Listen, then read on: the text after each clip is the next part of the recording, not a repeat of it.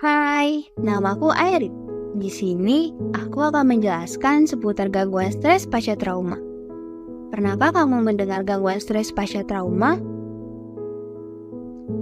Baiklah, aku akan membantu kamu untuk mengetahui apa itu gangguan stres pasca trauma.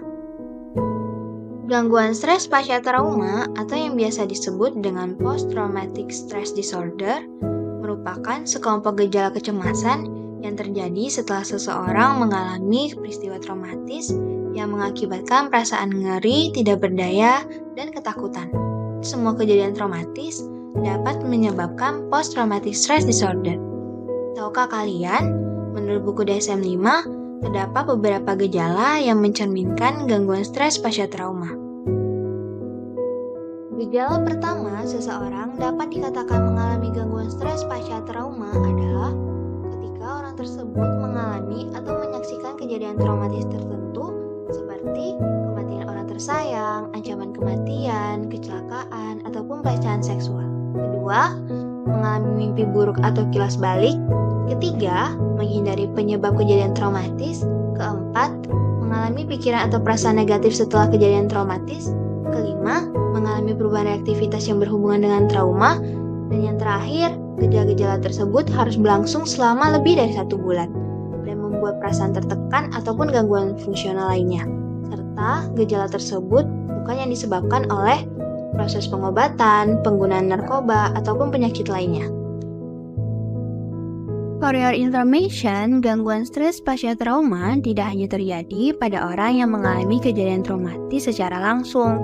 Orang yang menyaksikan dan mendengar kejadian traumatis yang dialami orang terdekat secara berulang dan mendetail juga berpotensi terkena gangguan stres pasca trauma. Berikut cuplikan singkat untuk melihat seberapa jauh pemahamanmu mengenai gangguan stres pasca trauma. Coba lihat yang itu seperti anjing. Memang anjing.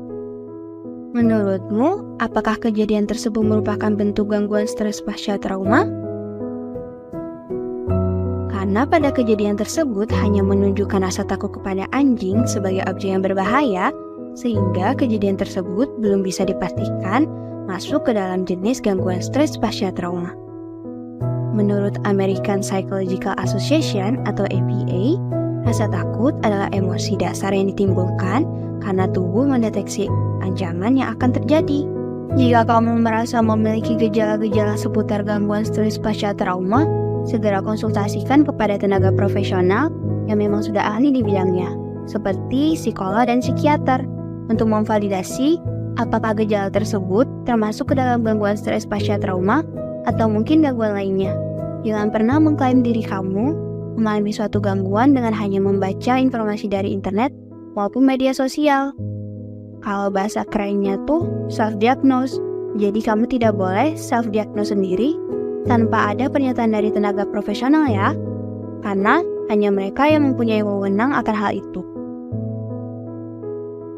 Kamu bisa menemui ahli profesional seperti psikolog atau psikiater yang ada di daerahmu untuk berkonsultasi mengenai gejala-gejala yang kamu alami.